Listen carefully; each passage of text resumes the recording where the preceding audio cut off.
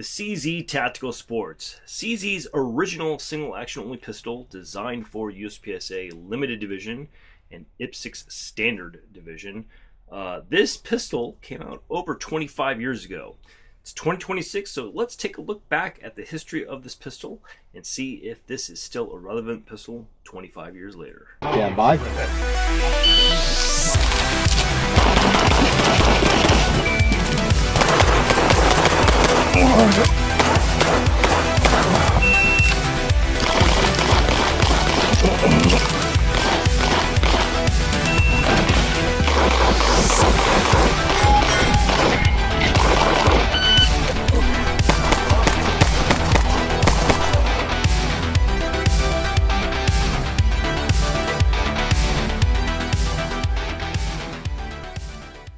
What is up, everyone? Welcome back to my channel, and if you are new here, welcome for the first time.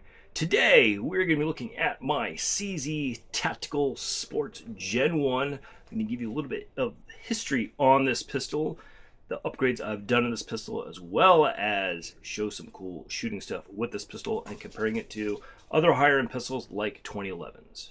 Before we begin, please take the time to like and subscribe. There are a lot of good videos and useful information on this channel, not just talking about product reviews and history of guns, but do-it-yourself videos, shooting videos, all kinds of good stuff here.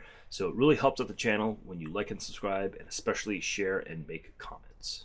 Okay, so it's the early to mid 2000s, and practical shooting is still kind of in its infancy. It's starting to gain popularity, people starting to know what it is, but it really hasn't caught on the way it has caught on in 2026.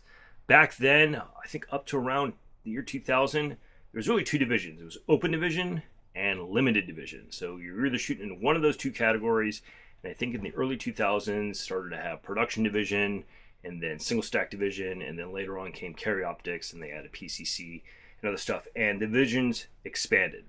IPSC, I'm not sure the whole history of the IPSC divisions, but there was their standard division, their classic divisions. They did have open division as well. And so pistols at that time were starting to get kind of categorized to be designed for different divisions in practical shooting. So CZ at the time really had the CZ75, the SP01, and that kind of caught on as, you know, a really good pistol to customize. Not as popular as is, now, but, Angus from CZ Custom was shooting stuff, CZs back in the day, and he kind of made it popularized, as one of the first early, proponents of CZ pistols. And so CZ actually came out with their first single action only competition pistol, which was the CZ Tactical Sports. This is a Gen 1. So this is from the early to mid 2000s. After that came the TSO, and now they're on the TS2, and there are now also rumors about a TS3. The core heart of the pistol has remained unchanged. It is a single action only pistol designed for limited division or standard division in IPSC, and the trigger is really light and crisp, under 2 pounds. It's basically designed to compete against 2011s. This is not an expensive pistol. The newer models, the TS2, I think is a little bit more on the higher end, but this pistol right here, the original Gen 1, was not an expensive pistol, and for the money, it really held its own against higher end 2011s. Are you ready? Ready. Stand by.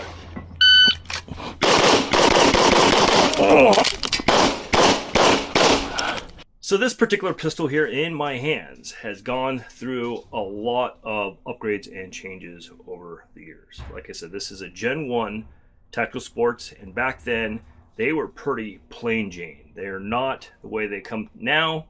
Back then they had a blacked out front sight. This one has an adjustable rear sight, which is basically the TSO sighting system. Had a different sighting system for the regular tac sport. It did not come with a thumb rest. I had to drill and tap that. Obviously the grips are different. I put on a Shadow 2 safety. I upgraded the trigger to an aluminum trigger, so it has a little bit crisper break. Put on a different magwell, put on different grips. But at the core of everything, the trigger system, I haven't changed any of the internals on the hammer or the sear, anything like that. This is from the factory. So everything you see here really is, cosmetic. I don't really need the thumb rest. I shot this gun without the thumb rest for forever. I think I put the thumb rest on 2 or 3 years ago. The front sight, you do need to change out to a fiber optic. The black front sight was terrible. Magwell needs to be upgraded, but in terms of how the gun actually works, sear, trigger, all that stuff, aside from this trigger, everything internal is stock. I mean, that's how good and well designed the CZ Tactical Sport platform is. And the base of that has remained unchanged from the Gen 1 TAC Sport to the TSO and also the TS2. The TS2 has a different slide than the TSO, and the frames have slightly changed over the years. They've actually gotten a little bit heavier, but the core of it, the single action only trigger mechanism, has pretty much remained unchanged. And so because it's remained unchanged, the platform itself, the TAC Sport platform, almost all of the parts are interchangeable. So if you drill and tap the thumb rests on the Gen 1, the TAC Sport 2, and the TAC Sport or the TSO, you can use all the same thumb rest. You can use all the same triggers. The grips are all the same. The magwells are all the same. Pretty much everything is the same and compatible from the Gen 1 to the current models, with the exception of, the slides maybe fitted.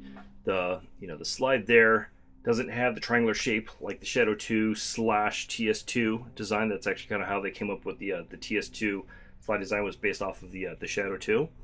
But pretty much all of the aftermarket parts for the newer guns still work on the original TAC Sport from over 25 years ago. Are you ready? Ready. Stand by!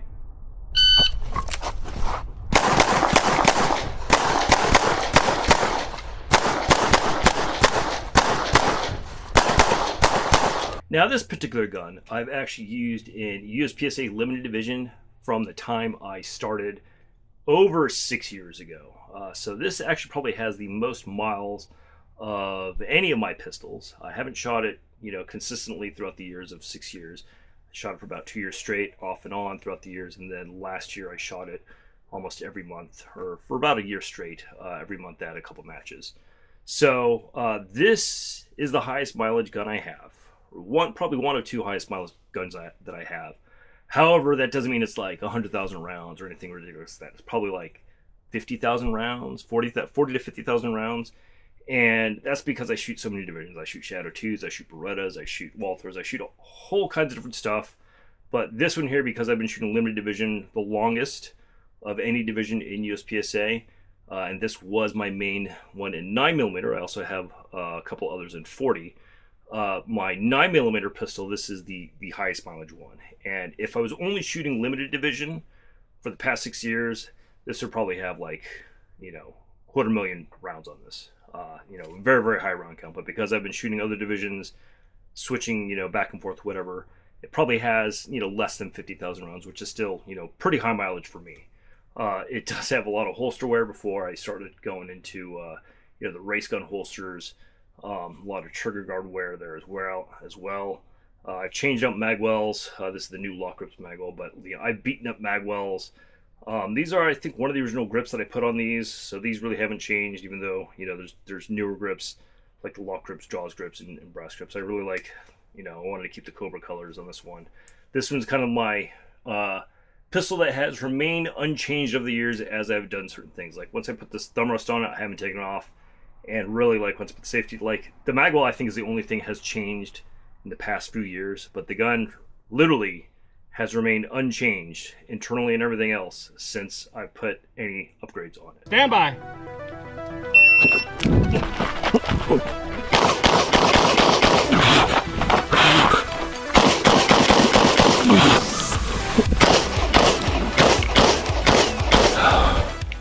And it's really a testament to the reliability of this pistol.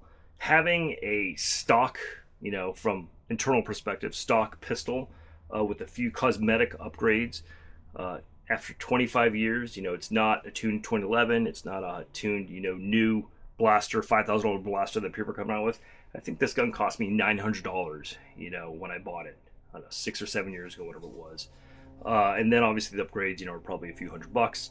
But this is not an expensive pistol, And compared to higher price guns, like higher in 2011s, five to $10,000 2011s, I shoot these in high level competitions all the time. I've broken records on classifiers.